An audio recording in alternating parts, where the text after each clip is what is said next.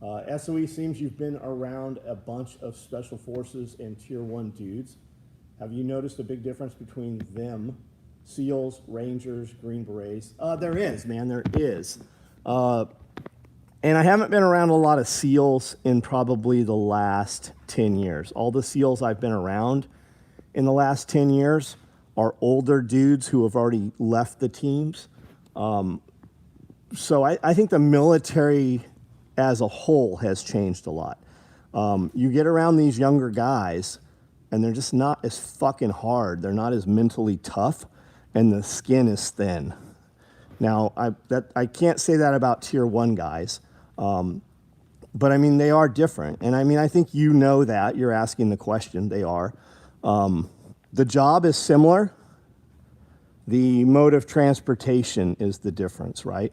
Do you want to go in where you're going to pull a lot of triggers? You know, the Navy is you're going to shoot some people.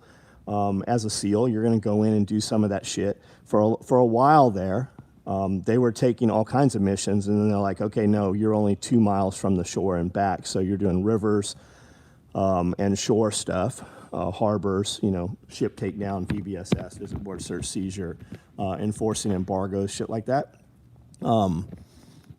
So when they reined them back in, they started taking all kinds of missions, doing riverways and shit.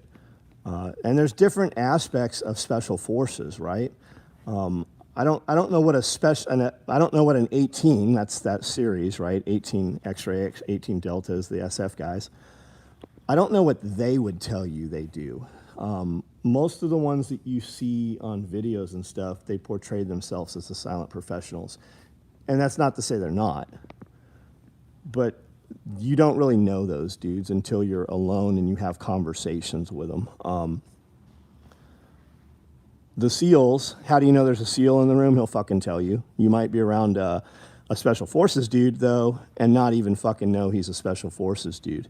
A lot of them, especially after, like, Sicario came out, you know, that dude that was in the back seat with the birth control glasses on when they were going to shoot all those, when they were going to light them dudes up when they were doing the border crossing. There's a lot of Special Forces guys that actually look like that.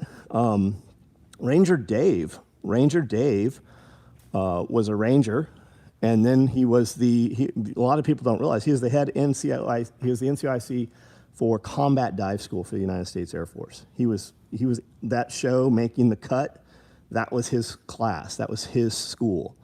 So he worked as a TAC-P guy, call for fire. He would embed and control air assets and artillery and shit for Special Forces units. And prior to that, he was a Ranger, and they did a lot of missions supporting people. People always have this idea, especially lately, right? They got this idea because of all the Instagram and shit, that they're going to buy an armor carrier building or rescue their loved one when they get taken hostage by the motorcycle gang or whatever. What a lot of people don't see, and Scully and I talked about this quite a bit on the podcast, that should be coming out any day now, our last episode. You don't see the support element, right? You see those Kiowas come up, you see the little birds come in and drop some dudes on the roof or whatever. You don't see the fucking hundreds of other people that are there to support those guys. And the other team, in case that fucking mission, something happens and they get compromised, there's usually a whole nother set of dudes on standby. And then, you know, the exfil and all that stuff. Like, you don't see all that shit. So a lot of times when people ask that, it's because they're younger and they're thinking, you know, what do I want to do? So a lot of it, you know, do you hate the water? You probably shouldn't be a SEAL. Yeah, man, I'm talking about realest, one of the realest to try. My family, SOE, got the tools to survive. Yeah.